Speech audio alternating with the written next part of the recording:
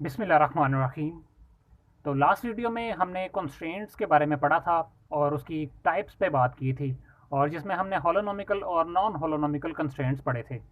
तो हमने देखा था कि कंस्ट्रेंट को अगर टाइम के एतबार से डिवाइड किया जाए तो उसकी दो टाइप्स और हैं, जिसको बोलते हैं स्क्लेरोनॉमिक कंस्ट्रेंट और रियोनॉमिक कंस्ट्रेंट। तो इस वीडियो में हम ये दो टाइप्स पढ़ेंगे कंस्ट्रेंट की। तो स्क्लेरोनॉमिक कंस्ट्रेंट पढ़ेंगे। Scleronomic constraint is one that is independent of time.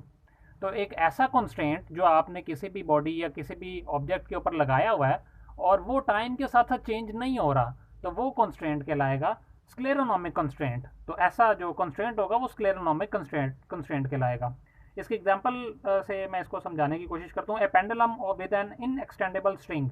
एक पेंडुलम आपके पास है और जिसकी जो रस्सी से हमने जिसे बांधा हुआ है वो उसको खींचा नहीं जा सकता, उसमें लचक नहीं है। ठीक है, एक इन एक्सटेंडेबल जो स्ट्रिंग है उससे हमने उसे बांधा हुआ है।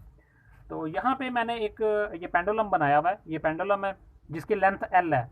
तो इसके ऊपर मैंने कंस्ट्रेंट लगाया हुआ है कि ये जो बॉब है, पेंडुलम की जो बॉब है, ये सर्कुलर पाथ में मूव कर सकती है।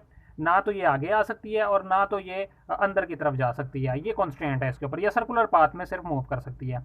जब आप इसको डिस्प्लेस करते हैं तो ये ऑसिलेट करना शुरू कर देता है। तो ये मेरे पास एक कंस्ट्रेंट है, मैंने लगाया हुआ है इसके ऊपर।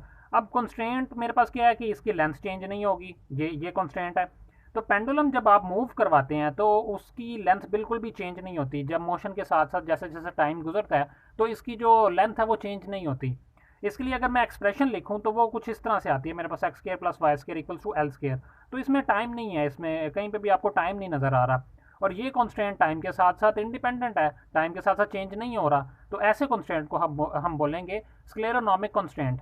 और साथ ही साथ ये होलोनोमिकल कंस्ट्रेंट भी है। ठीक है, हमने प्रीवियस वीडियो में देखा था कि ये होलोनोमिक कंस्ट्रेंट भी है। तो ऐसा हो सकता है कि कंस्ट्रेंट की जो प्रीवियस दो टाइप्स हमने पढ़ी थी, होलोनोमिकल नॉन होलोनोमिक, वो बेसिकली उसकी मैथमेटिकल एक्सप्रेशन की बेस पे थी।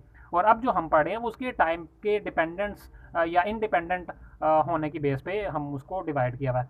तो ये जो हमारे पास कंस्ट्रेंट है ये होलोनोमिक भी है और स्क्लेरोनोमिक कंस्ट्रेंट भी है।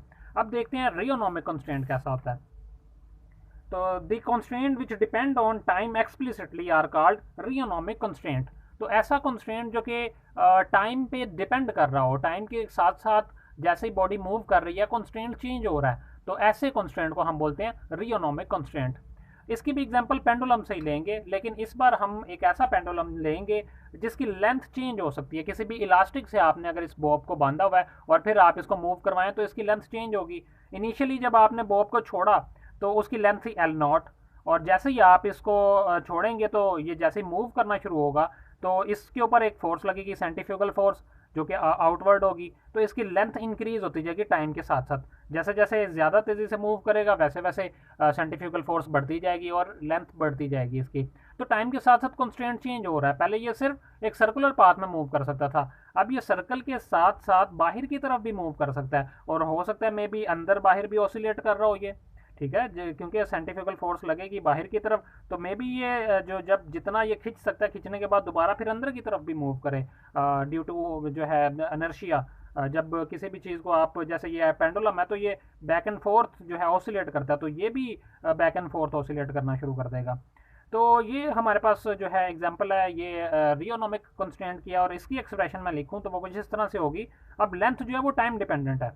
पहले जो लेंथ हमने देखी वो टाइम से इंडिपेंडेंट थी, अब टाइम डिपेंडेंट है। तो ये कंस्ट्रेंट की जो इक्वेशन है इसमें टाइम मौजूद है। तो ये जो कंस्ट्रेंट है ये हमारे पास कहलाएगा रियोनोमिक कंस्ट्रेंट। तो ऐसे कंस्ट्रेंट को हम बोलते हैं रियोनोमिक, जो कि टाइम डिपेंडेंट होता है, और जो टाइम से इंडिपेंडेंट होता है वो स्क्लेरोनोमिक कंस्ट्रेंट कहलाता है।